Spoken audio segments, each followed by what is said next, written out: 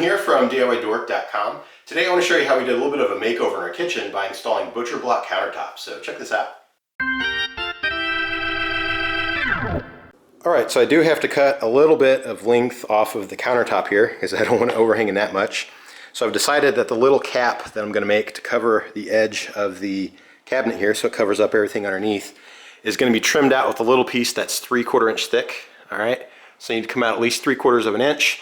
And then because I have about a 1/2 inch overhang everywhere else, I want it to come out a 1/2 inch past my little trim piece. So I actually need to measure this at 1 1/4 out and then chop it that way.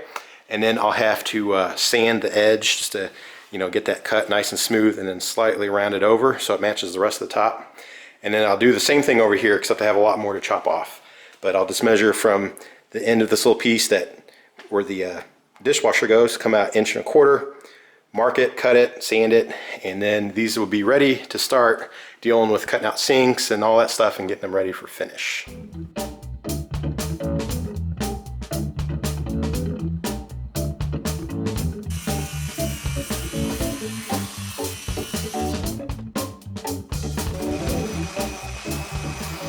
Alright, so I got the tops sanded last night. They look nice and smooth. The joint looks real good, just a little bit of a rounded lip. And anyway, I used a 120 to really level them out, get rid of any of the little lips between where the boards were pieced together. And then I used a 220 after that to really smooth them out. So now they're nice and slick. And I may have actually got ahead of myself because I need to cut out the stove, the hole for the slide-in stove, and then also the sink over there in a little bit. So probably could have waited to sand, but I just got it done anyway. So now I'll show you how I'm going to fit in my stove and the sink. Alright, so with my particular stove, it's a slide-in unit. So what that means is it's designed to slide in, and it slightly covers the cut edge of the countertops. So I have to figure out exactly what size I need to cut. And as you can see, there is not a lot of wiggle room to mess up. I mean, I have to fit between the width of where this thing's poking out and the very edge here, so it's like maybe a 1/4 inch of space there. Same thing over here. I have to meet this little lip right there, and it can't go past that, so there's not a lot of room. So I've done a little looking around, and I found that the top will actually stop right here at this little part. It just butts up against that, so that would be the very front of the counter. And then, like I showed here, it's going to hit that thing in the back.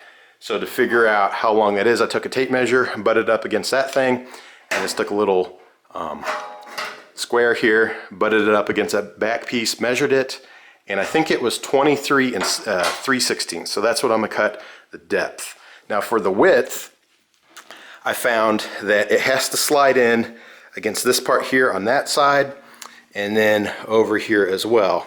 And I got lucky because if I open it up, I can measure right there, and this stove is actually exactly 30 inches. So my width can be 30 inches, or actually probably just a little bigger, maybe 1/8 bigger, so it has a little room to slide. Alright, so then to figure out exactly where on the countertop to cut that, first thing I'm going to do is take a pencil, and I'm actually just going to trace under here on the edge, and then I can take it outside and start figuring some measurements. But this will give me an exact idea of where I can actually cut the top.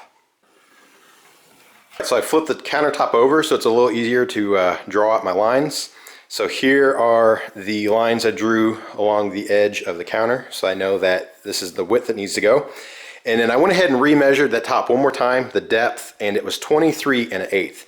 So I just measured here from the front edge up 23 1/8, and I drew a line. So those are my cut lines. That makes it pretty simple. So now I'll show you how I'm measuring out the sink, and then I'll take them both outside and cut them and sand them smooth.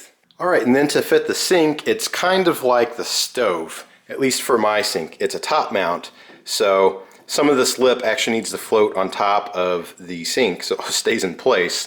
So my hole needs to be a little smaller than the outside of the sink. It needs to be a little bit bigger than this rail right here where those clips are that hold it in. So one easy way to do it is just to center up your sink, and then you can just trace around it once it's centered, and then measure, which I did, and from the lip of the sink to these little rails is a 1/2 inch. So then you draw on a line about a 1/2 inch, and then that would be the line you could cut out, and then it should drop right in.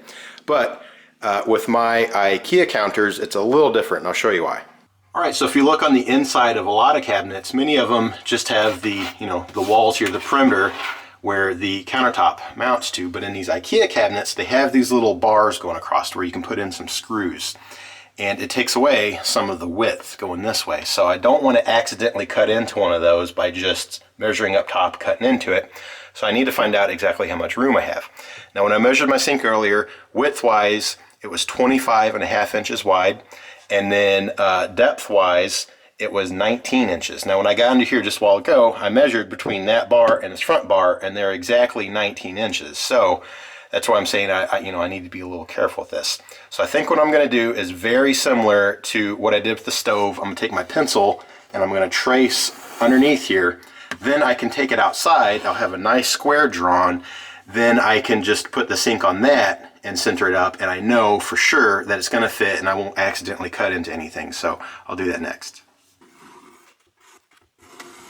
All right, and once I had it traced out, I flipped this back over, and here's the lines I drew. You can see here, over here, it even goes around the back. Might be kind of hard to see with the sun, but anyway, I got a little square drawn. But that hole is a little bit bigger than the sink, so I measured from end to end on my countertop space under there, and it was 28.25. So I found the halfway point, which is 14.125, and I drew a little line to find center.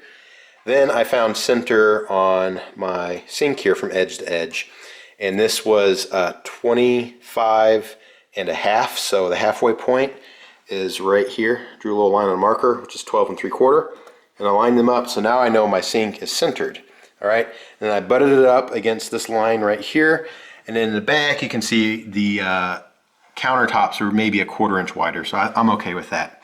All right, so then what I did, took my pencil, drew a line along these two sides so I knew exactly how to center in the sink. So then when I moved it, I have a line there. And then like I said, I need this lip right here to actually float on top of the counter, so I only need a hole a little bit bigger than these rails. So that's a 1/2 inch space there. So that's what I did, was I measured from that line in a 1/2 inch. Over here, same thing, in a 1/2 inch. Same thing on front, in a 1/2 inch, drew a line.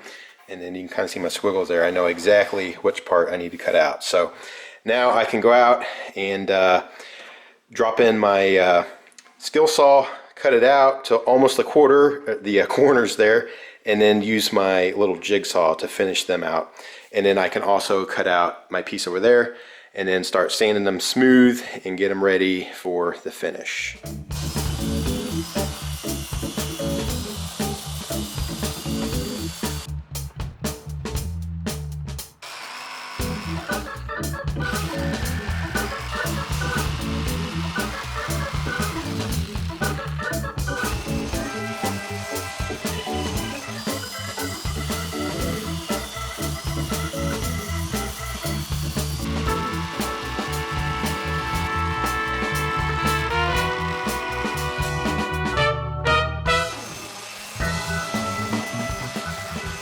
Alright, so once all the holes were cut, I brought them inside to test everything, and it looks like they fit real nice. The sink dropped in just fine, no issues there. The gap over there looks good, and then even the stove slipped in real nice. So it looks good, and it seems like I could just put some finish on there, some screws on the bottom, and call it done. But I want to do a little more work. I want to make it a little more solid.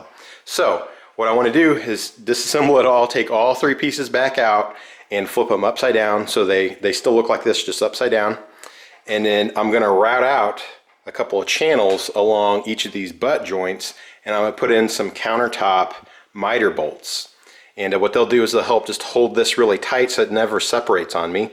But then there'll be just enough room that this piece right here, when it wants to expand a little bit, it'll have just a little bit of room to move.